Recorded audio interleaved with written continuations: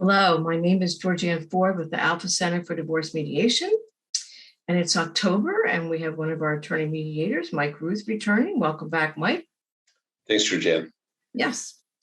And Mike, your topic this month has to do with a lot happening out in our world today and the way things have changed, and that there's more marriage, couples divorcing, but also living under the same roof. So this will be some helpful information to hear about.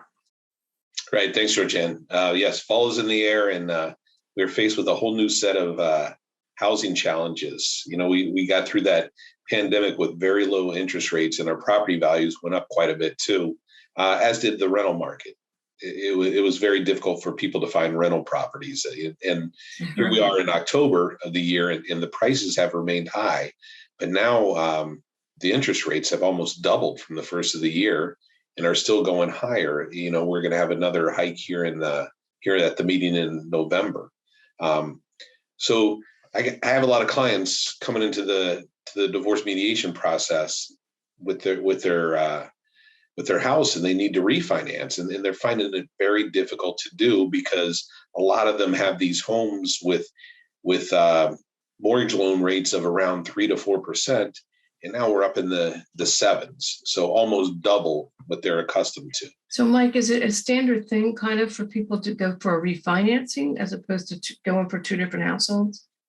Right. So we're really trying to put that property in one person's name, and through a refinance, that is the most popular way of doing that. So that's where you have to literally rewrite the loan, get a new interest rate, get a new term, and that removes the person that's not staying in the house or not keeping the property's name from both the title and the mortgage to that property. So because of that, you know, they don't necessarily want to refinance because the rates are so high. And then, you know, the person that's leaving the house is going out and looking at rentals, and they're finding them to be very expensive. You know, we've talked in the past about how difficult it is to split up a household and maintain two individual households, especially when you have children. But with the housing costs like this, it's creating a double whammy for people. So what are you seeing more of now? I'm sorry, Georgianne. What are you seeing more of because of this situation? Well, what that's leading to is that I'm having clients that are coming into this and looking to stay in the same residence for a duration, Wow. just to be able to weather the storm here, since they can't afford to move out and they can't afford to refinance, so they're kind of stuck.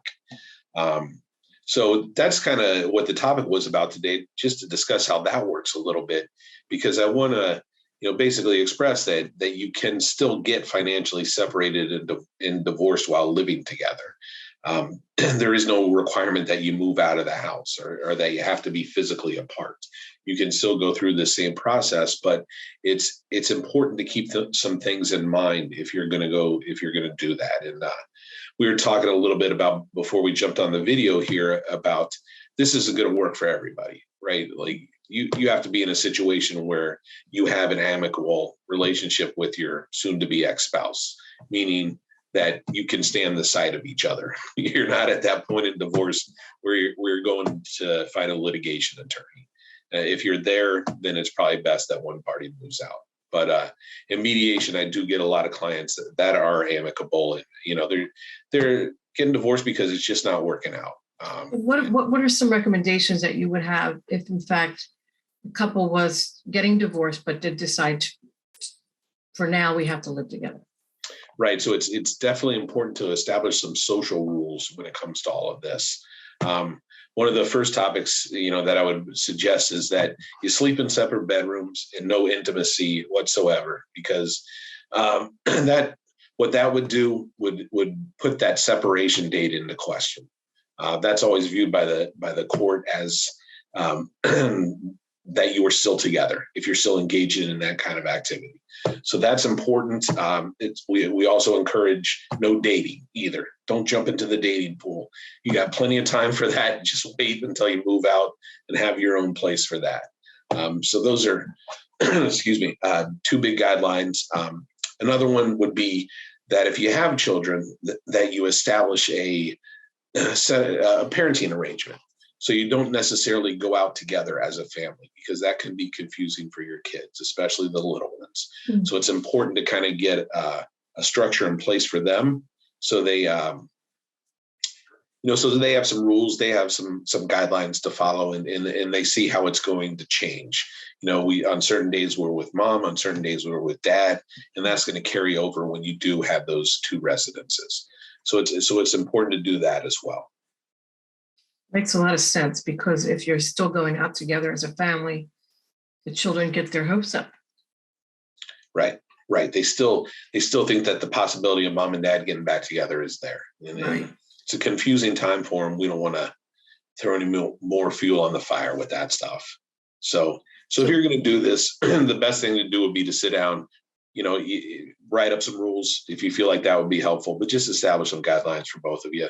And most importantly, as I tell my clients all the time, act like adults, right? Be respectful of each other, be nice to each other. We know the situation that we're in, but let's just get through this in the best interest of our kids. So, Mike, would you recommend, if the couples I'm thinking about this and thinking, if I was going through this, I would think I'd need an outside party, because setting up ground rules and all is not easy. Is this part of the mediation process the couple could actually be in while living together?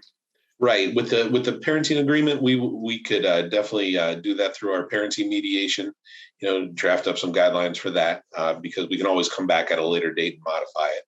So we could definitely handle that. As far as like with your property and your financials, that would be included in our property settlement agreement. So that's important too, to kind of get those in place, establish that separation date, and just make sure that there's no loose ties. So you kind of know what you're doing.